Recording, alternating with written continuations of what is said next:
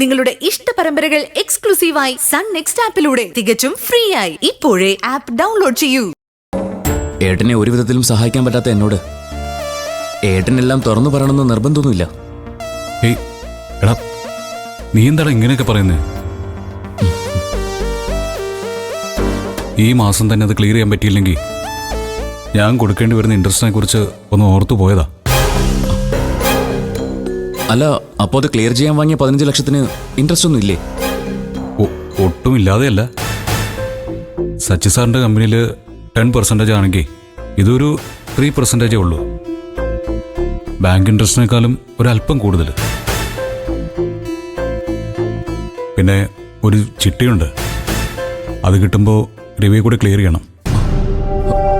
എന്ത് രവിയോ?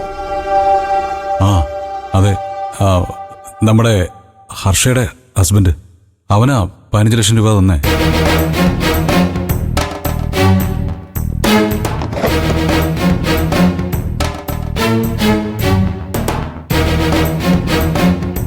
എടാ, ഇതൊക്കെ അമ്മയുടെ ഏർപ്പാടാ. അവർ തമ്മിലെല്ലാം സംസാരിച്ച് ഒരു തീരുമാനത്തിലെത്തിയ ശേഷം ഞാൻ പോയി ആ ക്യാഷ് വാങ്ങിയതേ ഉള്ളൂ. ഹാ, അമ്മ ഏട്ടനെ രക്ഷിക്കാൻ വല്ലാതെ കഷ്ടപ്പെടുന്നുണ്ടല്ലേ? അല്ല, നമ്മുടെ വീടിന്റെ പ്രമാണം അതിപ്പോ ഹർഷയുടെ കയ്യിലായിരിക്കും അല്ലേ? ഏയ് അങ്ങനെയല്ല, അത് രവിയുടെ ബാങ്ക് ലോക്കറല്ല. രണ്ടും ഒന്ന് തന്നെ. നമ്മൾ അതൊക്കെ എന്തിനാ സത്യം നോക്കുന്നേ? പ്രമാണം അവരുടെ ധൈര്യത്തിന് വാങ്ങിയേ ഉള്ളൂ, അല്ലാതെ വേറെ എഗ്രിമെന്റ് ഒന്നുമില്ല. അടാ, ഒരു കണക്കിന് നന്നായി. പ്രമാണം വീട്ടിൽ വെക്കുന്നതിനേക്കാൾ സുരക്ഷിതം ബാങ്ക് ലോക്കറിൽ ഇരിക്കുന്നത് തന്നെയാ. അത് ശരിയാ. വീട്ടിലാവുമ്പോ അനിയനും അനിയത്തിയോ അടിച്ചു മാറ്റിയാലോ? എടാ, നീ എന്തൊക്കെ ഈ പറയുന്നേ? നമ്മുടെ അമ്മ അത് പേടിച്ചു തന്നെ ഏട്ടാ ആ പ്രമാണം ഹർഷ ഏൽപ്പിച്ചത്.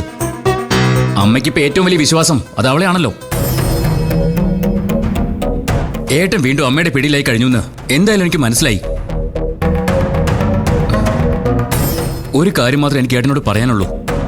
അമ്മയുടെ വാക്ക് കേട്ട് സ്വന്തം മനസാക്ഷിയെ കൂടി ഏട്ടൻ മറ്റൊരാളുടെ ലോക്കറിലിട്ട് പൂട്ടാൻ നിൽക്കരുത്. എടാ, നീ എന്താ ഇങ്ങനെയൊക്കെ പറയുന്നത്? രവിയും ഹർഷയും പണ്ടും നമ്മളെ സഹായിച്ചിട്ടുള്ളതല്ലേ?